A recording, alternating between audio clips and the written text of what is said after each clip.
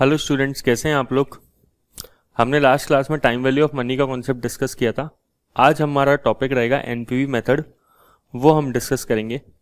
तो NPV method को discuss करने से पहले ठीक है, एक बार हम इसको टाइम वैल्यू ऑफ मनी को थोड़ा सा देख लेते हैं। तो टाइम वैल्यू ऑफ मनी में हमने क्या डिस्कस किया था। हमने कॉन्सेप्ट डिस्कस किया था डिस्काउंटिंग का, और दूसरा बताओ किसका, कंपाउंडिंग का। तो डिस्काउंटिंग मतलब क्या होता है, जब हम फ्यूचर की वैल्यू को प्रेजेंट वैल्यू की तरफ लेके आते हैं तो उसे क्या बोलते हैं, डिस्काउंटिंग, है ना। तो कभी भी फ्यूचर की वैल्यू को जब हम प्रेजेंट में लेके आएंगे तो उसे क्या बोलेंगे हम, डिस्काउंटिंग करना। और जब हम कंपाउंडिंग करेंगे इसका मतलब प्रेजेंट की वैल्यू को फ्यूचर की तरफ लेके जाएंगे। बट हमारा कंपाउंडिंग काम नहीं आएगा, हमारे पूरे आगे तक के चैप्टर में डिस्काउंटिंग ही काम में आएगा। डिस्काउंटिंग के लिए एक रेट ऑफ इंटरेस्ट दे रखी होती है। रेट ऑफ इंटरेस्ट को ध्यान रखना है आपको, क्या क्या कह सकते हैं। इसको प्रेजेंट वैल्यू फैक्टर कह सकते हैं, इसको डिस्काउंट रेट भी कहा जा सकता है, इसको कॉस्ट ऑफ कैपिटल भी कह सकता है क्वेश्चन, ठीक है, और इसको हर्डल रेट भी कह सकते हैं, और इसको रिक्वायर्ड रेट ऑफ रिटर्न भी बोला जा सकता है। सर इतने सारे नाम, हाँ इतने सारे नाम है, ठीक है, आपको ये सारे नाम याद रखने हैं, ठीक है सर। अब हम चालू करते हैं, देखो एनपीवी मेथड। अब आप ध्यान समझिए एक कॉन्सेप्ट को। जैसे हम बोल रहे हैं कि एक प्रोजेक्ट है जिसमें 1 लाख हमें इन्वेस्ट करना है, ठीक है। 1 लाख इन्वेस्टमेंट होगा, मतलब ये आउटफ्लो है। इन्वेस्टमेंट मतलब क्या होता है, आउटफ्लो करने का, आउटफ्लो होगा। और ये हम आज इन्वेस्ट करेंगे, टुडे, ठीक है, प्रेजेंट में। बट फ्यूचर में हमें कुछ इसका कैश फ्लो मिलेगा। फ्यूचर में सीफैट बताया था ना, सीफैट कैश फ्लो। तो कैश फ्लो कैसे कैसे मिलेगा, 60,000, 50,000, 30,000 और 20,000। अब हमसे क्वेश्चन पूछ रहा है कि, बता रहा है मतलब पहले तो हमें, कि इस क्वेश्चन में इंटरेस्ट रेट जो है वो है, सपोज करिए 10% की है, ठीक है। क्वेश्चन बोल रहा है हमें, बताओ इस प्रोजेक्ट में हमें इन्वेस्ट करना चाहिए या नहीं करना चाहिए। आपके हिसाब से क्या करना चाहिए बताओ। तो हम क्या करेंगे, ये बताओ, ये जो सीफैट की वैल्यूज दे रखी हैं, फर्स्ट ईयर की है, सेकेंड ईयर की है, थर्ड ईयर की है, फोर्थ ईयर की है, ये सब फ्यूचर वैल्यूज हैं, ठीक है। और 1 लाख क्या है, प्रेजेंट वैल्यू है। आप फ्यूचर की वैल्यू को प्रेजेंट की वैल्यू से डायरेक्टली कंपेयर नहीं कर सकते, ठीक है। हमें क्या करना पड़ता है, चीज़ों का बेस सेम करना पड़ता है दो चीज़ों को कंपेयर करने के लिए, ठीक है। अब जैसे मैं बोलूँ, आप एक 6th क्लास का स्टूडेंट है, 6th क्लास का, और एक आपको खड़ा कर दिया जाए, है ना, और पूछा जाए दोनों में से कौन इंटेलिजेंट है, तो कोई भी थर्ड पर्सन होगा वो क्या बोलेगा, ये तो देखो सर बेस ही सेम नहीं है। अगर आपको कंपेयर करना है कि दोनों में से कौन इंटेलिजेंट स्टूडेंट है, तो हमेशा कंपेयर करने के लिए बेस सेम होना चाहिए। 6th क्लास के स्टूडेंट को 6th क्लास के दूसरे स्टूडेंट से कंपेयर करो, और आपको आपके जैसे स्टूडेंट के साथ कंपेयर करना चाहिए, ठीक है, करें भी तो, है ना। तो इसीलिए चीज़ों का बेस क्या होना चाहिए, सेम होना चाहिए कंपेयर करते समय। बट वो यहाँ पे नहीं था, तो हमें बेस सेम करने के लिए ये जो फ्यूचर की वैल्यूज हैं उन सबको प्रेजेंट में कन्वर्ट करना पड़ेगा। तो प्रेजेंट में कॉन्सेप्ट, प्रेजेंट में जब कन्वर्ट करेंगे तो कॉन्सेप्ट क्या काम आएगा, डिस्काउंटिंग का, ठीक है। तो डिस्काउंटिंग के लिए हम क्या निकालेंगे, एक जैसे पीवी फैक्टर निकाल लेते हैं, प्रेजेंट वैल्यू फैक्टर। तो ये इंटरेस्ट रेट कितना चल रहा है, 10%। अब हमें चेक करना है कि 10% का पीवी फैक्टर कैसे निकालेंगे, ना, कैसे निकालेंगे, 1 डिवाइडेड बाय 1.10, लास्ट क्लास में समझा था। तो इक्वल्स टू करो, तो फर्स्ट ईयर का पीवी फैक्टर आ जाएगा, 1 डिवाइडेड बाय 1.10 करने से फर्स्ट ईयर का 0.909, ठीक है। फिर वापस से इक्वल्स टू प्रेस करेंगे तो सेकेंड ईयर का पीवी फैक्टर आ जाएगा 0.826। फिर वापस से प्रेस करेंगे तो 0.751 थर्ड ईयर का पीवी फैक्टर आ जाएगा। और फिर 0.683, ये 4th ईयर का पीवी फैक्टर आ जाएगा। ठीक है, अब इस पीवी फैक्टर को इस कैश फ्लो से मल्टीप्लाई कर लेते हैं तो क्या निकल जाएगा, प्रेजेंट वैल्यू निकल जाएगी। कैसे, 60,000 इंटू 0.909, 54,540। ये काम आप स्टार्टिंग से बहुत बार कर चुके होंगे, आपने एफआर में भी किया होगा, हमने लास्ट क्लास में भी देखा, तो ये मुश्किल नहीं है। ठीक है, बस आपको ये ध्यान रखना है हमेशा राउंड ऑफ 3 डिजिट में ही करना है, चौथी डिजिट में नहीं करना, 4th डिजिट में नहीं करना, 3 डिजिट सफिशिएंट होती है राउंड ऑफ करने के लिए। ठीक है,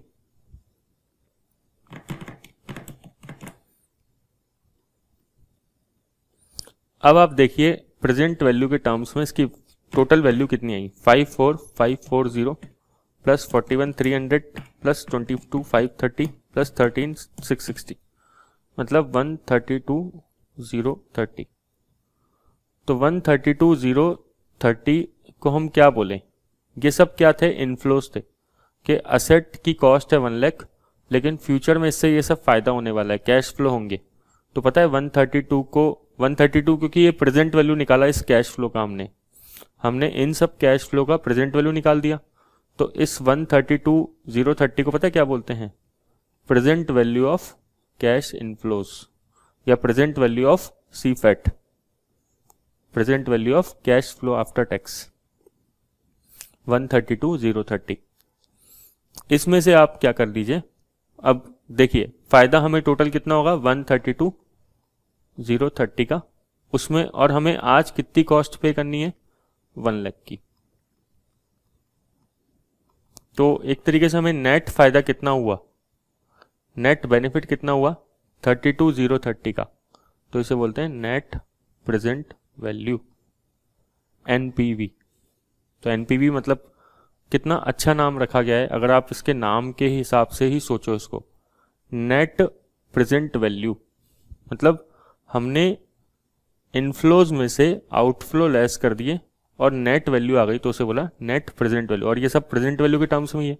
देखो 1 लाख तो ऑलरेडी प्रेजेंट वैल्यू में था क्योंकि आज हम खर्चा कर रहे हैं, और ये सब जो थे फ्यूचर वैल्यूज थी, फ्यूचर वैल्यू को हमने पीवी फैक्टर से मल्टीप्लाई करके एक इसका प्रेजेंट वैल्यू निकाल दिया। समझ में आएगा आपको? तो इस तरीके से हुआ है यहाँ पे। अब इसको हम देखो और भी तरीके से समझ सकते हैं, अगर आप थोड़ा और सोचें तो इसके बारे में। ठीक है,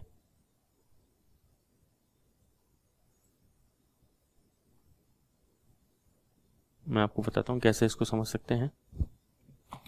ठीक है, देखो आप इसी चीज को और थोड़ा सा रिफाइन वे में समझिए। ये समझने का काम हम बहुत ज़्यादा स्टार्टिंग के क्वेश्चंस में क्यों करते हैं, ताकि फिर आप जब आगे अगले क्वेश्चंस में चलें तब आपको लॉजिक पूरा क्लियर हो, तब आपको ज़्यादा सोचने की जरूरत नहीं हो, बिल्कुल क्लियरिटी हो, कॉन्सेप्ट क्रिस्टल क्लियरिटी कि ये जो कर रहे हैं वो क्यों कर रहे हैं। ठीक है, इसलिए अभी हम थोड़ा सा ज़्यादा टाइम दे रहे हैं। सोचो ये 60,000 आपको 1 साल बाद मिल रहा है, ठीक है ना, फर्स्ट ईयर के एंड में मिल रहा है। जब तक कुछ ना बोले क्वेश्चन तो आप मानेंगे 1 2 3 4 लिख रखा है, इसका मतलब ये फर्स्ट ईयर के एंड का फिगर है, फर्स्ट ईयर के बिगिनिंग का नहीं है। पहली बात तो ये ध्यान रखना है आपको, सेकेंड ईयर के एंड का, थर्ड ईयर के एंड का, फोर्थ ईयर के एंड का। सोचो फर्स्ट ईयर के एंड में 60,000 मिल रहा है, ठीक है, और इंटरेस्ट रेट कितनी चल रही है 10%। ठीक है, तो आज आप कितना इन्वेस्ट करेंगे कि आपको 60,000 1 साल बाद मिल जाए? सोचो फर्स्ट ईयर के एंड में कितना मिल रहा है। अब ये प्रेजेंट है, ये क्या है प्रेजेंट, ये है फ्यूचर। फ्यूचर में कितना मिलेगा 60,000 मिलेगा, तो और 10% की इंटरेस्ट रेट चल रही है। ठीक है, तो हम कितना इन्वेस्ट करें कि 60,000 मिल जाए 1 साल बाद? ये 1 साल की वैल्यू है ना फर्स्ट ईयर के एंड की, तो हम कैसे निकालेंगे 60,000 डिवाइडेड बाय 1 प्लस 10%। ठीक है, तो करो जरा 60,000 डिवाइड बाय 1.10 ही तो करोगे, 60,000 डिवाइड बाय 1.10 करोगे तो क्या आ जाएगा 54,545। अगर कैलकुलेटर पे करोगे तो 54,545 आ जाएगा। देखो यही फिगर आ रहा है। अब ये मत कहना 5 का डिफरेंस आ रहा है, मैंने आपको बताया था वो डिफरेंस राउंड ऑफ की वजह से आएगा। ठीक है, क्योंकि हम यहाँ पे पूरे फिगर अपने आप डिवाइड हो जाता है ना, तो पूरे फिगर हो जाते हैं। अभी हम यहाँ पे केवल 3 फिगर ले रहे हैं राउंड ऑफ करते समय, तो इसलिए वो डिफरेंस आएगा। तो 5 का डिफरेंस कोई फाइनेंशियल मैनेजमेंट में डिफरेंस नहीं होता, ठीक है, ध्यान रखना। तो इसका मतलब क्या है, ये 54 540 का आप क्या इंटरप्रिटेशन मानते हैं, ये ज़्यादा इंपॉर्टेंट है। इसका मतलब ये होता है कि अगर हमें 60,000 चाहिए और 10% कम से कम हमें इंटरेस्ट कमाना है, तो आज हमें 54,540 इन्वेस्ट करने चाहिए। ऐसे ही 2 साल बाद अगर हमें 50,000 चाहिए, 2 साल बाद अगर हमें 50,000 चाहिए, ठीक है, तो सोचो क्या होगा, ये फर्स्ट ईयर, ये सेकंड ईयर, 2 साल बाद हमें कितना चाहिए, 50,000 चाहिए। तो आज हम कितने इन्वेस्ट करें, तो आज हम कितने इन्वेस्ट करें, कैसे निकालोगे, 50,000 डिवाइडेड बाय 1.10, ठीक है, का स्क्वायर, ठीक है। तो इससे अगर करोगे तो क्या आ जाएगी, आपकी प्रेजेंट वैल्यू आ जाएगी। तो करके देख लो, 50,000 डिवाइडेड बाय 1.10 कर लो एक बार, तो फिर वापस से 1.10 कर लो, तो आ जाएगा 41,322। तो ये 41,300 आ गया ना, देखो। अब 41,300 का मीनिंग क्या है कि 41,300 अगर आज इन्वेस्ट करोगे तो आपको 2 साल बाद कितने मिल जाएंगे, उसकी जगह 50,000 मिल जाएंगे, अगर इंटरेस्ट रेट कितनी चल रही होगी, 10%, ठीक है। तो इस तरीके से 3 साल बाद अगर हमें 30,000 चाहिए, तो हमें आज कितना इन्वेस्ट करने के लिए तैयार है, 22,530, अगर इंटरेस्ट रेट 10% है तो। और ऐसे ही 4 साल बाद अगर हमें 20,000 चाहिए, तो हम आज 13,660 इन्वेस्ट करने के लिए तैयार हैं, ठीक है। तो इस पूरे प्रोजेक्ट में ये सारे इन्फ्लोज हो रहे हैं, मतलब ये मशीन खरीदेंगे हम, क्योंकि प्रोजेक्ट मतलब क्या होता है, जिस मशीन या फिर कोई एसेट, उससे हमें टोटल इन्फ्लो कितना होगा, वैसे देखा जाए तो 60 + 50 110 140 160, वैसे तो हुआ 160। लेकिन ये 160 क्या है, ये नॉर्मल कॉन्सेप्ट है, ये कोई प्रेजेंट वैल्यू कॉन्सेप्ट नहीं है, ठीक है। तो ये इनकरेक्ट होता है, ये सही नहीं होता, ये एक मिराज है, मिराज होता है ना, जो बस दूर से दिखता है लेकिन सही नहीं है, तो ये वो वाला है। रियल फिगर ये है। तो हमें इतना मिलेगा एक तरीके से इस प्रोजेक्ट के अंदर 132,030, लेकिन हम कितना इन्वेस्ट करेंगे, 1 लाख। तो अब आप सोचो, अगर हम 1 लाख इन्वेस्ट करें और अगर हमें 132,030 मिल जाए, तो बढ़िया चीज है या नहीं है, बढ़िया है। तो 32,030 का फायदा हो जाएगा, इसलिए इसे क्या बोलते हैं, नेट प्रेजेंट वैल्यू। तो अगर नेट प्रेजेंट वैल्यू बताओ, अब हम डिसीजन क्राइटेरिया क्या बोलेंगे, डिसीजन क्राइटेरिया जैसे रिटर्न ऑन कैपिटल एम्प्लॉयड में क्या डिसीजन क्राइटेरिया था कि जितना रिटर्न ऑन कैपिटल एम्प्लॉयड आए उतना ज्यादा अच्छा है, ठीक है, परसेंटेज में था ना। पेबैक पीरियड में क्या डिसीजन क्राइटेरिया था, जिसका जितना पेबैक कम आता है उतना ज्यादा अच्छा। और एनपीवी में डिसीजन क्राइटेरिया क्या, जिसकी एनपीवी जितनी ज्यादा आए, जितनी ज्यादा, अगर मान लो 2 प्रोजेक्ट अपने सामने होते और 2 प्रोजेक्ट होते, तो फिर क्वेश्चन बोलता है कि भाई कौन से प्रोजेक्ट में इन्वेस्ट करना चाहिए, ए और बी, है ना। ये प्रोजेक्ट ए है मान लो, और बी की भी हमने एनपीवी निकाली, बी की एनपीवी आ रही है 50,000, तो बताओ 50,000 वाले में इन्वेस्ट करते या 32,000 वाले में इन्वेस्ट करते, सर ऑब्वियसली 50,000 वाले में इन्वेस्ट करते। तो जिसकी एनपीवी ज्यादा आ रही है उसमें इन्वेस्ट करेंगे। और अगर मान लो जैसे केवल एक ही प्रोजेक्ट होता, जैसे ये प्रोजेक्ट ए है, लेकिन यहाँ पे 1,32,000 नहीं आता, केवल सपोज करो 32,000 इनफ्लो आता, ठीक है, और 1 लाख लगा रहे हैं और फायदा कितना हो रहा है, 32,000 का, तो हम क्या बोलते हैं, प्रोजेक्ट रिजेक्ट कर दो। क्यों, क्योंकि इसकी एनपीवी नेगेटिव आ रही है। तो हमेशा ध्यान रखना, प्रोजेक्ट तभी एक्सेप्ट करेंगे जब एनपीवी क्या आ रही हो, पॉजिटिव आ रही हो, मतलब प्लस में आ रही हो, ठीक है। और अगर एनपीवी नेगेटिव में आएगी तो हम प्रोजेक्ट को क्या कर देंगे, रिजेक्ट कर देंगे, ठीक है। सर ये सारी बातें हमें याद रखनी है क्या, देखो रटने की कोई जरूरत नहीं है, अपने आप समझ में आने लग जाएगा, ऐसे कोई दिक्कत नहीं है, मुश्किल बात नहीं है, ठीक है। इस क्वेश्चन को करते हैं, चलो, इससे आपको थोड़ा कंफर्ट इंक्रीज होगा आपका। The cash flow for a project have been estimated as follows. अच्छा, इसका क्या मतलब है, बताओ इसका क्या मतलब है। ईयर 0 मतलब क्या होता है, ईयर 1 तो सुना है, 0 मतलब आज, और आज ये ब्रैकेट में लिख रखा है, ये गलती से नहीं लिख रखा, ये सही लिख रखा है इसने। इसका मतलब है कि इसकी कॉस्ट ऑफ असेट है, आज ये पैसे जा रहे हैं, ठीक है, और ये सब पैसे क्या हैं, आ रहे हैं। ऊपर क्या लिखा है, कैश फ्लो, मतलब ये तो जा रहा है, ये सब आ रहा है, ठीक है। तो ये कॉस्ट ऑफ असेट है और ये सब इनफ्लोज हैं। इनफ्लो देखो ईयर 1 2 3 4 ऐसे हो रहा है। कॉस्ट ऑफ कैपिटल 6% है। एनपीवी निकालो, चलो क्वेश्चन बोल रहा है एनपीवी निकालो, तो कैसे निकालोगे? क्योंकि ये कैश इनफ्लो है तो इसके लिए अब अपन पीवी फैक्टर ले लेते हैं सबका। अब आज की पीवी फैक्टर तो देखो 1 की अपन वैल्यू निकालते हैं, पीवी फैक्टर में 1 की वैल्यू निकालते हैं ना अपन पहले, तो 1 की वैल्यू तो आज ही 1 की रहेगी, सेम रहेगी। लेकिन 6% के हिसाब से अगर आप फर्स्ट ईयर के एंड की वैल्यू निकालोगे तो कैसे निकालोगे? 1 डिवाइडेड बाय 1.06, ठीक है, इक्वल्स टू करो 1 डिवाइडेड बाय 1.06 इक्वल्स टू 0.943, फिर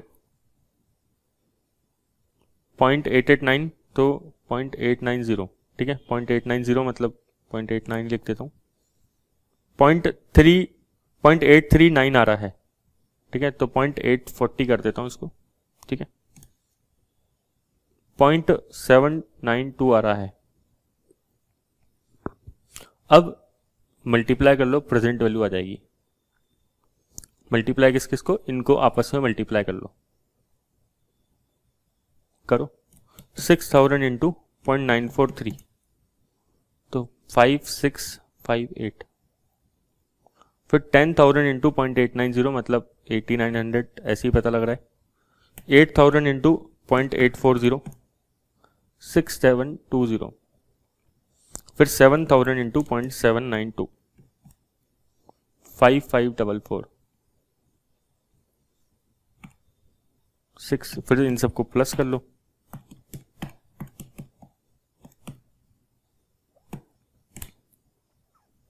$26,822। देखो कॉन्सेप्ट जानना इंपॉर्टेंट है ना, ठीक है। आपने हो सकता है ये मल्टीप्लिकेशन पहले भी कर रखा हो बार बार, लेकिन अगर आप ये नहीं समझे कि 5658 का मीनिंग क्या है, 5658 का मीनिंग क्या है कि अगर हम 5658 आज दें तो हमें एक साल बाद कितनी उम्मीद है मिल जाएगा? 6000, क्योंकि 6% इंटरेस्ट रेट चल रही है। ऐसे ही अगर हम 10,000 2 साल बाद कमाना चाहते हैं तो हम आज उसके बदले कितना देना चाहते हैं? दे सकते हैं 8900 तैयार हैं देने के लिए, कोई दिक्कत नहीं है हमें। ऐसे ही 8,000 3 साल बाद अगर हम कमाना चाहते हैं, ठीक है, अर्न करना चाहते हैं, तो आज हम 6720 पे करने के लिए तैयार हैं, ठीक है। और ऐसे ही 7,000 अगर हम 4 साल बाद कमाना चाहते हैं तो हम 5544 पे करने के लिए तैयार हैं, ठीक है। तो ये आ गई present value of cash inflow. Minus कर देते हैं इसमें से cost of asset. Cost of asset दे रखी है क्या? हाँ दे रखी है ना।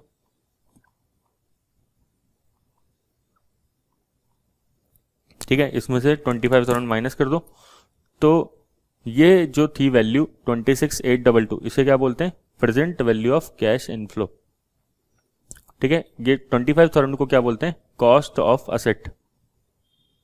और ये 1822 को क्या बोलते हैं? Net present value, NPV. NPV net present value. अब बताओ इस प्रोजेक्ट को आपको, अब क्वेश्चन ये भी पूछ रहा है weather it should be undertaken, ठीक है। बताओ इस प्रोजेक्ट को आपको एक्सेप्ट करना चाहिए नहीं करना चाहिए? सोचो 25,000 लगा के आपको 26,822 मिल रहे हैं, तो यस।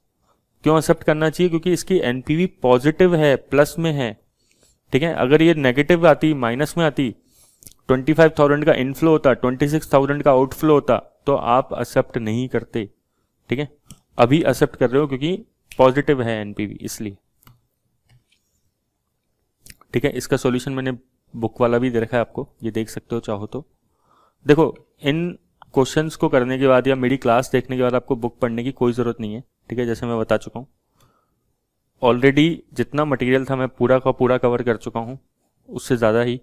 बट फिर भी अगर आपको लगता है तो आप पढ़ सकते हो, बट वो टाइम वेस्ट है और कुछ नहीं है। इससे बड़े तो फिर आप जो इन्हीं क्वेश्चंस को ज़्यादा प्रैक्टिस कर लो 2-3 बार, वीडियोस को 2 बार देख लो, ज़्यादा अच्छा रहेगा। वीडियोस एक बार देखने में आपको समझ में हो सकता है नहीं आए, अगर आपका बेस अच्छे से नहीं है क्लियर तो इसलिए आप 2-3 बार ज़्यादा बढ़िया है वीडियो देख लो, ठीक है, बुक पढ़ने के बजाय।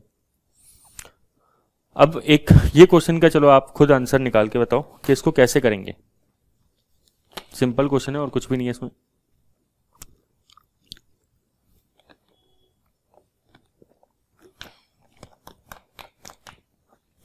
कॉस्ट ऑफ कैपिटल कितनी है? 9% है, ठीक है। तो आप क्या करिए, पीवी फैक्टर, अगर हम इसको सॉल्व करेंगे तो क्या करेंगे, एक टेबल बना लेते हैं, ठीक है। टेबल में ईयर्स आ जाएंगे। अगर मान लो हम सॉल्यूशन कर रहे होते तो क्या करते, पहले ईयर्स का कॉलम बना लेते, फिर कैश फ्लो का, फिर पीवी फैक्टर का। पीवी फैक्टर क्योंकि आज की वैल्यू तो 1 ही रहेगी, है ना, उसका तो कोई चेंज आएगा नहीं। लेकिन अब 9% की वैल्यू निकालो एक साल बाद की, तो 1 डिवाइडेड बाय 1.09, 0.917। इस 0.917 का क्या मीनिंग है आपके लिए बताओ, कि अगर हमें एक साल बाद 1 रुपये चाहिए तो हम आज 0.917 इन्वेस्ट करने के लिए तैयार हैं 9% इंटरेस्ट पे। अगर हम 0.917 इन्वेस्ट करेंगे आज 9% पे तो हमें एक साल बाद 1 रुपये मिल जाएंगे, ठीक है, ये मतलब है इसका। ऐसे ही देखो, फिर इक्वल्स टू कर दो, 0.842 आ जाएगा, फिर इक्वल्स टू कर दो 0.772 आ जाएगा, फिर 0.708 आ जाएगा, और फिर 0.650 आ जाएगा, ठीक है। अब इसको मल्टीप्लाई करके प्रेजेंट वैल्यू निकाल लो, आपस में मल्टीप्लाई कर लो। 80,000 इंटू 0.917, 73,360, 120 इंटू 0.842 मतलब 1,01,040, 70,000 इंटू 0.772, 54,040। बस कैलकुलेटर पे ना आपकी स्पीड अच्छी खासी होनी चाहिए, ठीक है, वो आप ये याद रख लेना, कैलकुलेशन आपकी फास्ट होनी चाहिए, ठीक है, ताकि एग्जाम में अपन को कोई दिक्कत ना आए किसी भी तरीके की।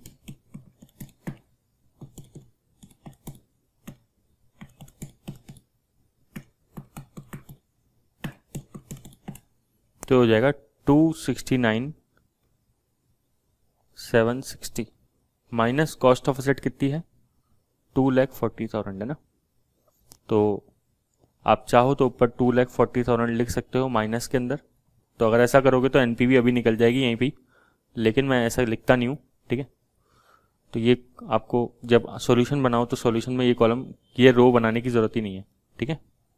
डायरेक्ट 1 2 3 4 5 जैसे देखो यहाँ से चालू कर सकते हो। जैसे मान लो ये सॉल्यूशन होता तो सॉल्यूशन में इन्होंने तो क्या कर रखा है, एनपीवी यहीं पे निकाल के दिखा दी, माइनस कर दिया ना, यहीं पे ऊपर माइनस हो जाएगा। हम बोलते हैं पहले ये निकाल लो, ठीक है, फिर अलग से इसमें से माइनस कर लो। और बाकी ऐसे कोई बहुत बड़ी बात नहीं है, आप वहां पे माइनस कर दो तो भी कोई इशू नहीं है मेरे को, ठीक है।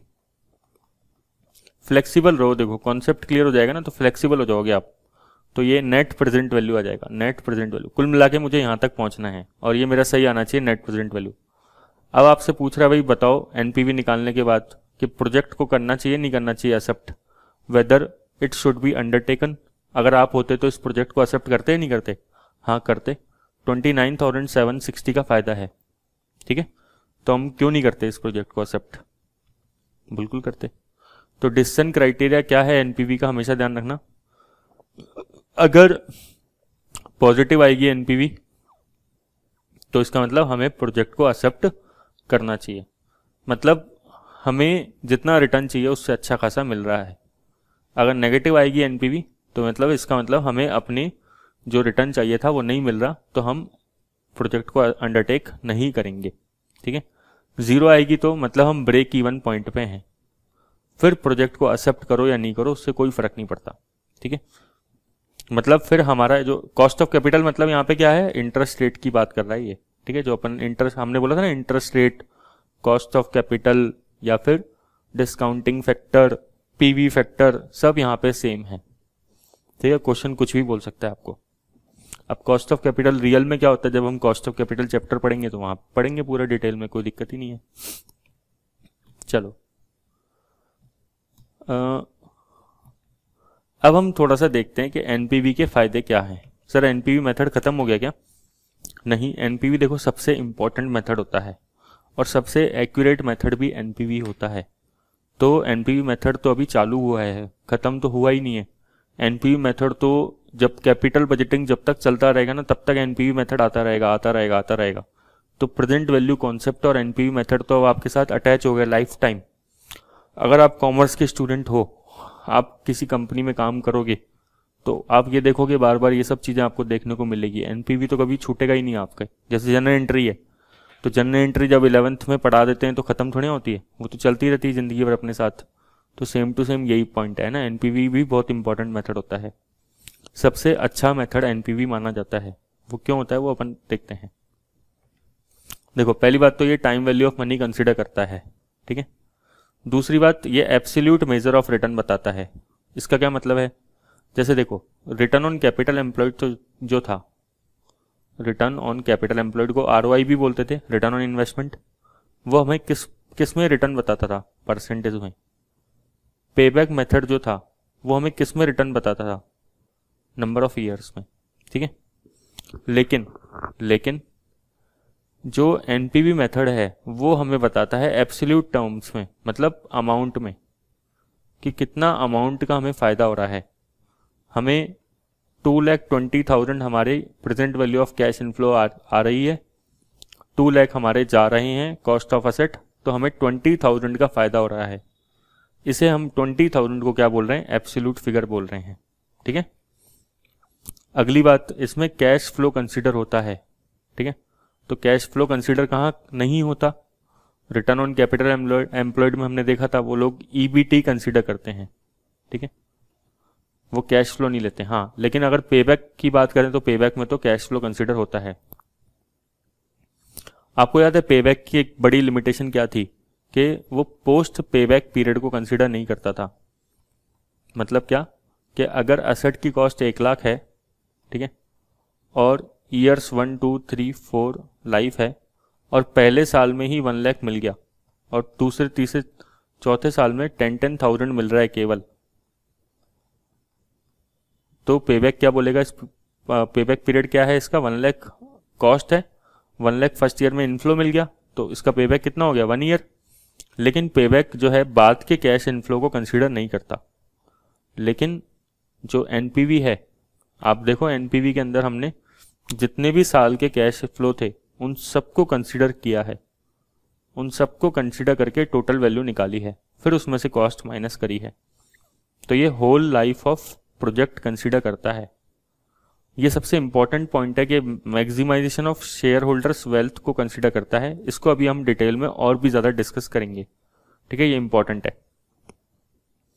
इसका डिसएडवांटेज क्या है, हो सकता है कईयों को समझ में नहीं आए तो ये मैनेजर्स वगैरह जो डिसीजन मेकिंग करते हैं, जो सोच रहे हैं कि किसी प्रोजेक्ट में पैसा इन्वेस्ट करना चाहिए नहीं करना चाहिए, हो सकता है उनको नेट प्रेजेंट वैल्यू जो है वो मतलब भी समझ में नहीं आए, ठीक है। लेकिन अगर हम जैसे लोग होंगे, आप जैसे लोग होंगे उस कंपनी के अंदर, तो जो F9 के अंदर, F7 के अंदर, अच्छा एक चीज़ और ध्यान रखना, मैं एक और बता देता हूँ आपको बात, ये जो एनपीवी मेथड है, ठीक है, ये F9 में आप पढ़ रहे हो अभी, हालांकि F2 में भी था, F7 में भी थोड़ा थोड़ा आया प्रेजेंट वैल्यू निकालना, और ये AFM एडवांस फाइनेंशियल मैनेजमेंट में भी कैपिटल बजटिंग दोबारा लौट के आएगा एज इट इज, ठीक है, थोड़ा सा एडवांस लेवल हो जाएगा, लेकिन ज़्यादातर चीज़ें यहीं कवर हो जाएगी।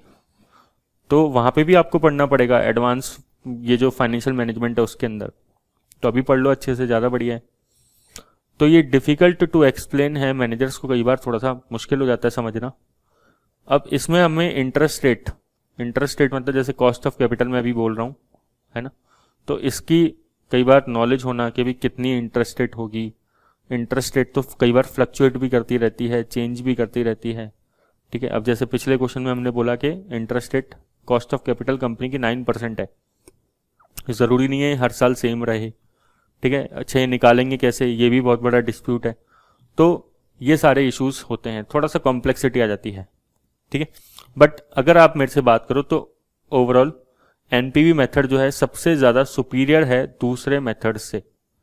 जितने भी मेथड है, जितने अभी तक हमने पढ़े हैं, केवल वो नहीं, जितने हम आगे पढ़ेंगे ना, उन सब अप्रेजल टेक्निक में एनपीवी मेथड की रैंकिंग नंबर 1 आती है, और उसका सबसे बड़ा रीज़न होता है ये। अब ये क्या है, ये हम समझते हैं, शेयर होल्डर्स की वेल्थ मैक्सिमाइजेशन, ठीक है, इंपॉर्टेंट है, ध्यान रखना जो अभी हम डिस्कस कर रहे हैं। देखो भाई, समझो एक चीज, इस क्वेश्चन के थ्रू समझते हैं। एक कंपनी है, वो 500 करोड़ का इन्वेस्टमेंट करने जा रही है, ठीक है, सोच रही है इन्वेस्टमेंट करने का, तो ये आउटफ्लो हो जाएगा ऑब्वियसली। उसके 2 साल में कुछ इनफ्लोज होंगे। कॉस्ट ऑफ कैपिटल मतलब इंटरेस्ट रेट 18% है, ठीक है। अच्छा, अगर आपको यहाँ पे एनपीवी निकालनी है तो एनपीवी निकाल के बताओ। ये तो इनफ्लोज हो गए, कैश इनफ्लोज।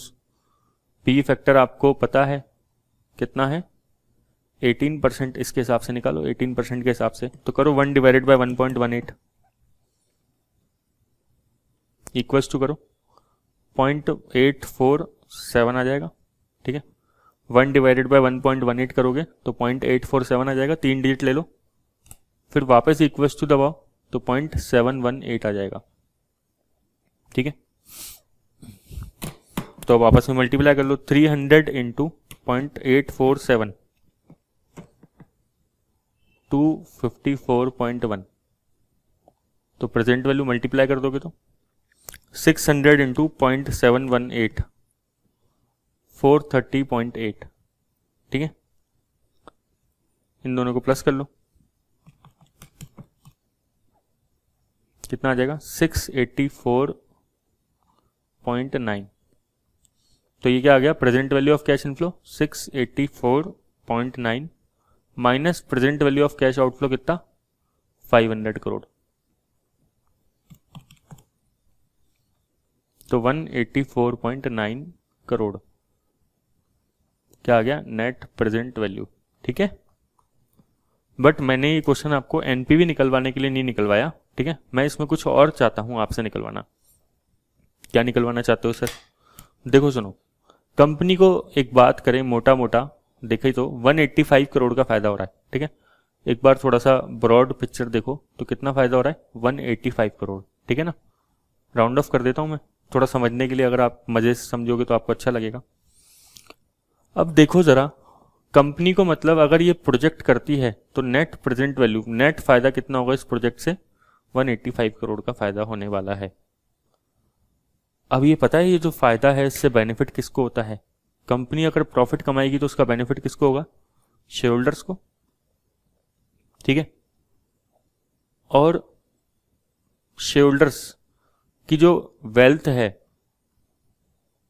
उसका मैक्सिमाइजेशन करना, ध्यान सुनना क्या बोल रहा हूं मैं, इंपॉर्टेंट है, बहुत ज्यादा इंपॉर्टेंट है। शेयर होल्डर्स की वेल्थ का मैक्सिमाइजेशन करना फाइनेंस के पर्सन्स का, हम जैसे पर्सन्स का क्या है, एक धर्म है, मतलब इंपॉर्टेंट काम है, हमें करना ही चाहिए शेयर होल्डर्स की वेल्थ का मैक्सिमाइजेशन। कंपनी के डायरेक्टर्स का भी एक बहुत इंपॉर्टेंट काम होता है कि शेयर होल्डर्स का ध्यान रखें, टू मेक, हम ऐसे डिसीजन लें ताकि हमारे शेयर होल्डर्स रिच बने, रिच, ठीक है। तो अगर कंपनी 185 करोड़ कमाएगी तो इससे क्या होगा, थ्योरेटिकली कंपनी के जो शेयर है उसकी प्राइस भागेगी, आगे भागेगी, मतलब बढ़ जाएगी। कंपनी के कितने शेयर्स हैं? 10 करोड़ शेयर्स हैं, तो डिवाइड करो 10 करोड़ शेयर्स, ठीक है। तो मतलब हर शेयर 185 डिवाइड बाय 10, हर शेयर की जो प्राइस है वो 18.5 से बढ़ जाएगी।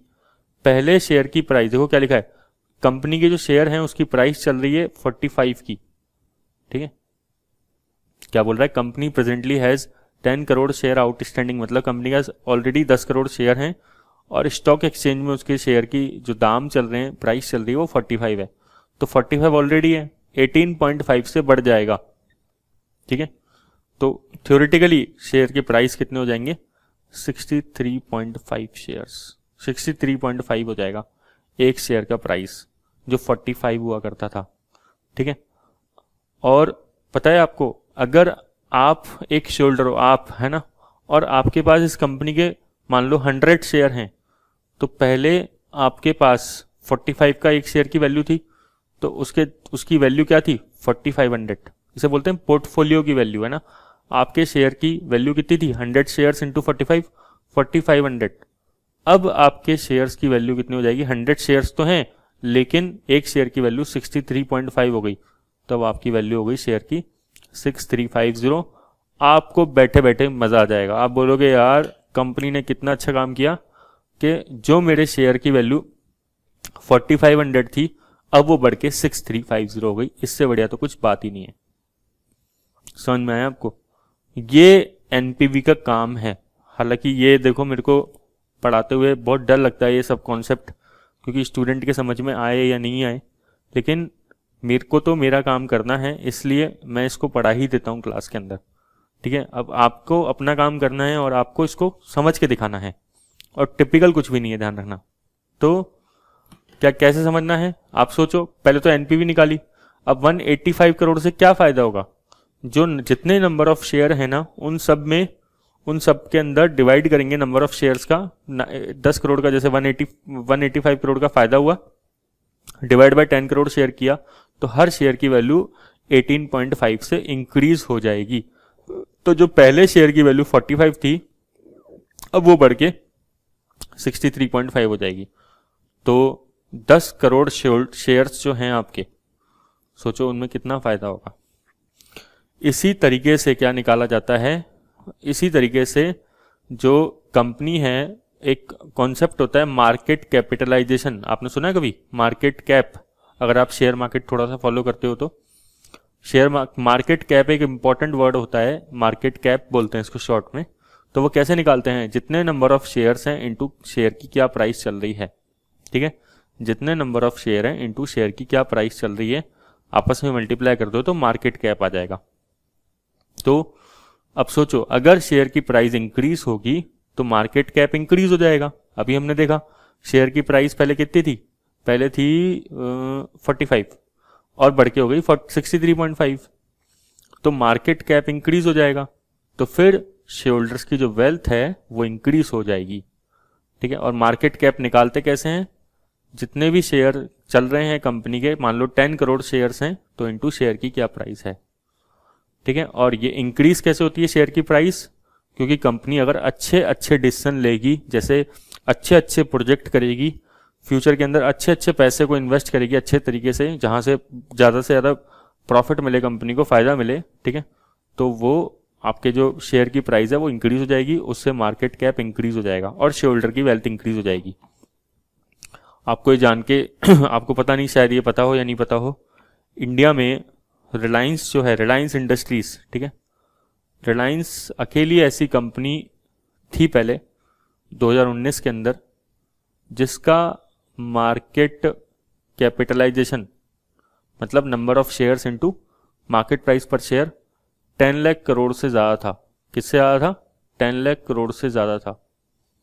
ठीक है, ये फर्स्ट कंपनी है इंडिया की रिलायंस जिसका मार्केट कैप 10 लाख करोड़ से ज़्यादा था।